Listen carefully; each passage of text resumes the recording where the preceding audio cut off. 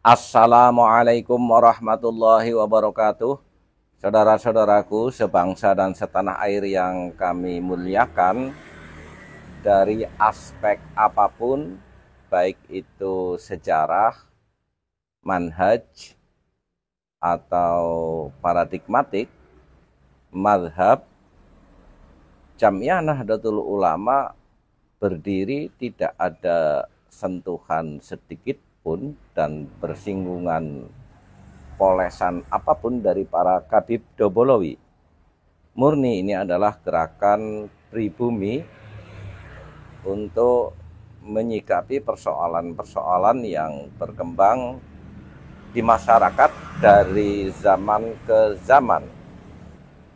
Jadi kalau ada narasi para Khabib Dobolowi yang mencoba membelokkan alur sejarah dan ajaran NU, pasti akan dilawan.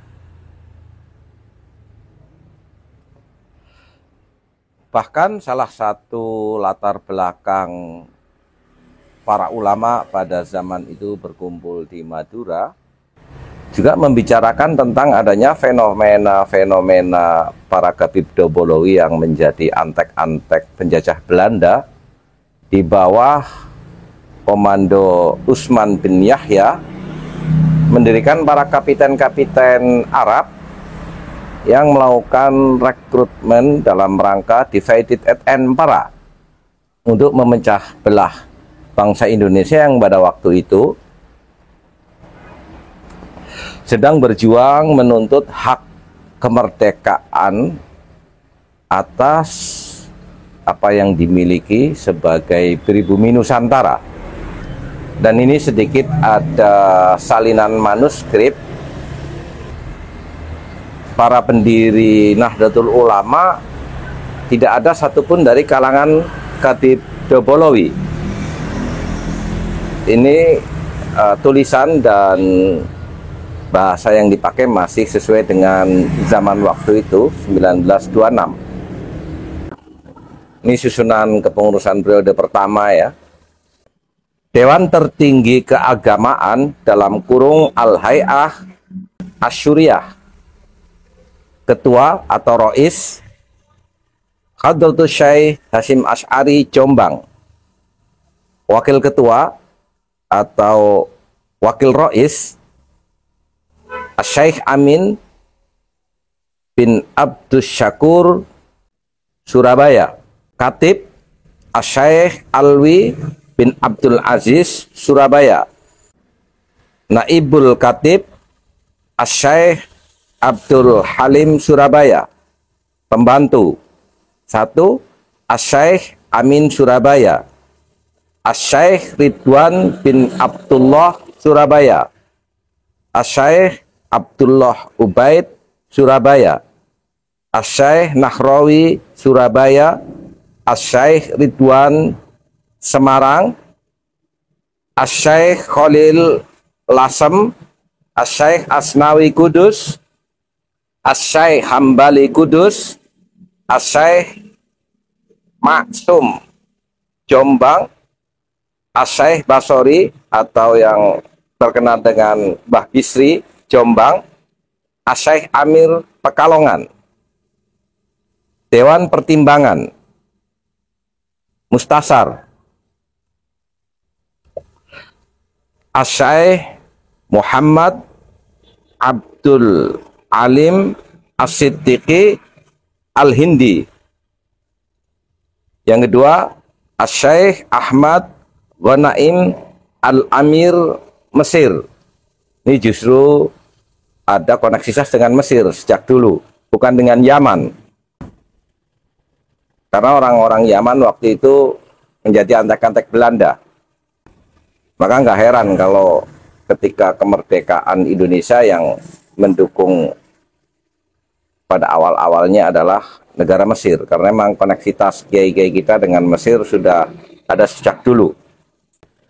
Syekh Abdul Wahab Hasbullah Surabaya. Syekh Ma'ruf Kediri. Syekh Soleh Taju Juwana. Poin ketiga, Dewan Tertinggi Politik. Waktu itu organisasi pengistilahannya dengan politik ya, bukan seperti sekarang, ormas. Ketua dalam kurung presiden, ini bahasa dan tulisannya masih pakai tata cara yang lama sebelum kemerdekaan. Al-Hajj Hasan Kipo Surabaya.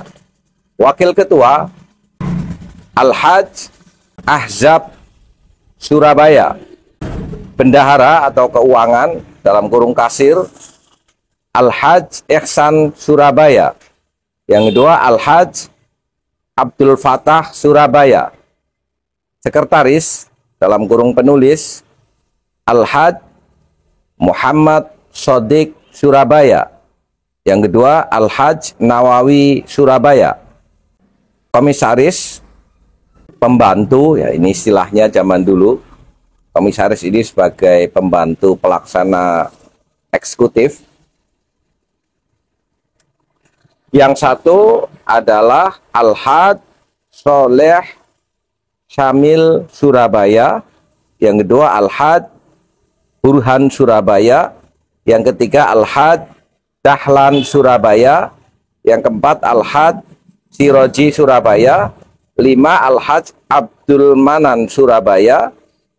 6 Al-Hajj Ja'far Surabaya. Ketujuh Al-Hajj Abdullah Hakim Surabaya. Yang kedelapan Al-Hajj Ihsan Surabaya. Yang kesembilan Al-Hajj Abdus Syakur Surabaya.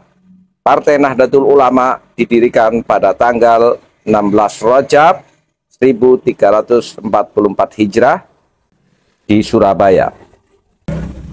Yogyakarta 8 Juni 1969. Jadi naskah atau manuskrip lama ini dicetak ulang pada tahun 69.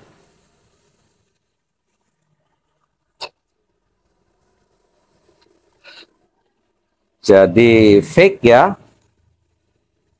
NU didirikan oleh ulama-ulama pribumi atau kiai-kiai pribumi, dan tidak ada satupun dari Khatib Dobolowi terlibat dalam proses pembentukan Nahdlatul Ulama. Bahkan kiai-kiai pribumi pada saat itu secara politik melakukan gerakan non-kooperatif atau menantang perang dan melawan seluruh penjajah dan antek-anteknya. Bersiaplah. Wa'alaikum warahmatullahi wabarakatuh.